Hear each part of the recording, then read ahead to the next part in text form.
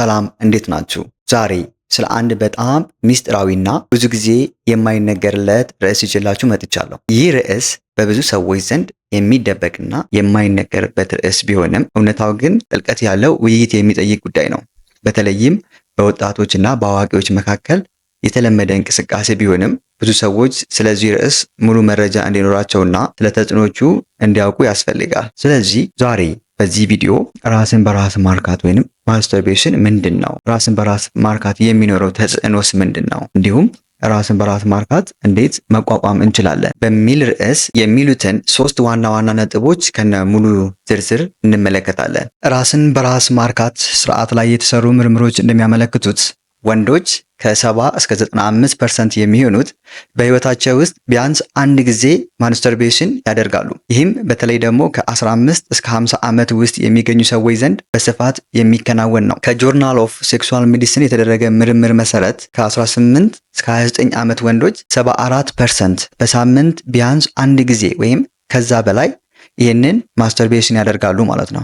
ሴቶችም ይህንን ስርዓት በዝቅተኛ ደረጃ ቢሆንም በአንዳንድ ሁኔታዎች ያደርጉታል። ስለዚህ እስከ መጨረሻው መከታተላችሁን አትርሱ። ለዚህ ቻናል አዲስ ከሆናችሁ ደግሞ ይህንን ቻናል ላይክ፣ ሼር እና ሰብስክራይብ በማድረግ ቤተሰብ ይሁኑ። መጀመሪያም ራስን በራስ ማርካት ወይንም ይሄ ማስተርቤሽን ተብሎ የሚጠራው ምንድን ነው? ራስን በራስ ማርካት ወይንም ማስተርቤሽን የሚለው ቃል የግል የወሲባዊ እንቅስቃሴ የሚያመለክት ነው። ይህ እንቅስቃሴ በብዙ ሰዎች ዘንድ የተለመደ ነው።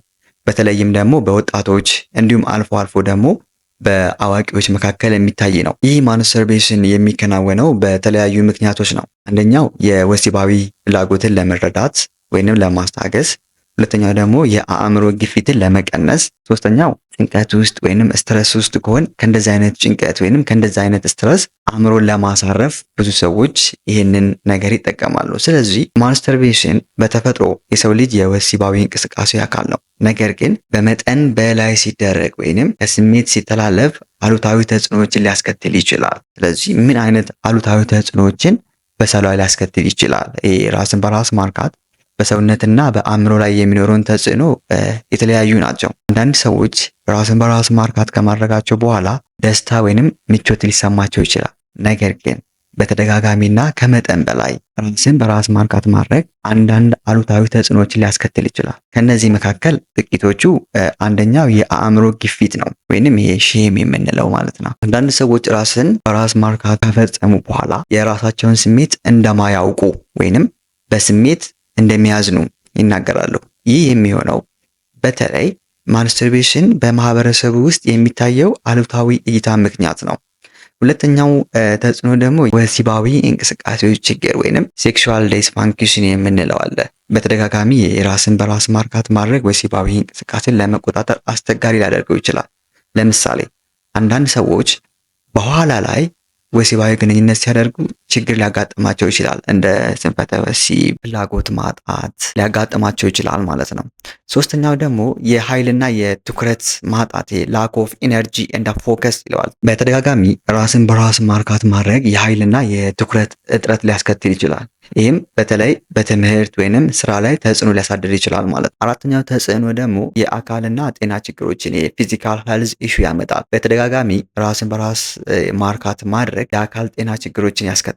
ለምሳሌ ወባ በሽታ እንዲሁም የጡንቻዎቻችን ድካምን ሊያስከትል ይችላል ማለት ነው። ስለዚህ አሁን ይሄ ማስተርቤሽን የሚያስከትለውን ጉዳቶችን አይተናል። ስለዚህ ራሳችንን እንዴት ነው ከዚህ አይነት አስቸጋሪ አስጸያፊ ነገር ማውጣት የምንችለው ወይንም እንዴት ነው መቋቋም የምንችለው? just how to overcome the masturbations።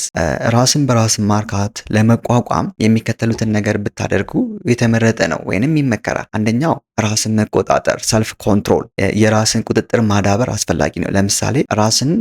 ለምሳሌ ራሳችሁን በራሳችሁ እንድታረጉ በሚሰማችሁ ጊዜ ወይንም እንደዚህ አይነት ስሜት ሲሰማችሁ ሌላ ነገር በማድረግ መለወጥ ወይንም ያንን ነገር ለመርሳት በሌላ ነገር መለወጥ፣ ሌላ ነገር እንድታስቡ አእምሯችሁን ማስገደድ ፎርስ ማድረግ። ሁለተኛው ደግሞ አዎንታዊ እንቅስቃሴዎች ለምሳሌ እንደ ስፖርት፣ የግል ስራዎች ወይንም መጽሐፍ ማንበብ፣ ቀልዶችን ማየት፣ ኤፍኤሞችን ማዳመጥ እና እነዚህ የመሳሰሉት እንቅስቃሴዎችን መስራት ወይንም ማድረግ ራስን ለማታለል ይረዳል ማለት ነው። ወይንም ያንን ነገር እንዳናስብ ይረዳናል ማለት ነው። ሶስተኛው መንገድ ደግሞ ስሜታችንን መረዳት just understanding emotions ራስን በራስ ማርካት ለመቋቋም በቃ ራሳችንን መረዳት ምንድነው የምንፈልገው? ኦኬ የምፈልገው ይሄ ነገር ነው አይደል? ይሄን ነገር ደግሞ ማግኘት ያለብኝ በዚህኛው ዳይሬክሽን አይደለም። ሌላ አማራጭ እንዳላችሁ ራሳችሁን ማሳመን ተገዢ ያለ መሆን ማለት ነው።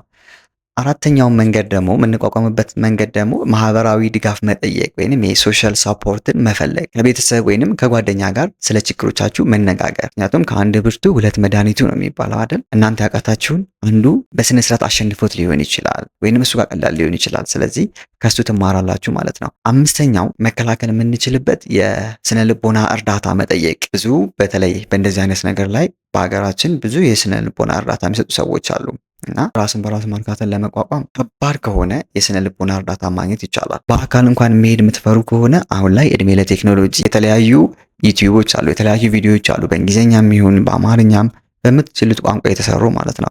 እነዛን ቪዲዮዎች በቀላሉ አይታችሁ ወይንም ተመልክታችሁ ከእንደዚህ አይነት ነገር መውጣት ትችላላችሁ ማለት ነው።